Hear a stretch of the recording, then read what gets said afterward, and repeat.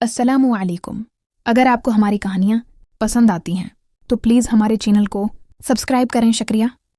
9 साल बाद शोहर का सच सुनकर मैं टूट गई। मेरी शादी 9 साल पहले फ्रांस के लड़के से हुई। मैं मान नहीं रही थी, लेकिन घर वालों ने रिश्ता कर दिया कि लड़का खाता पीता है। शादी हुई, रुखसती भी हो गया। लड़का 15 दिन रहा और फिर वापस चला गया। पहले 2 साल उसने बहुत फ़ोन किए, फिर आहिस्ता बातचीत कम हो गई। जब भी आने का पूछती तो लड़ाई हो जाती, और फिर 6 माह तक खामोशी। मुझे महीने बाद मेरी सास कभी 2000 कभी 5000 दे देती। घर के सब लोगों की जमींदारी मुझ पर थी। हर रिश्ते को 9 साल तक निभाया कि आज शोहर आएगा, कल आएगा। वालदीन इसी दौरान चल बसे। अभी कुछ देर पहले शोहर ने बताया तुम उम्रा कराओ।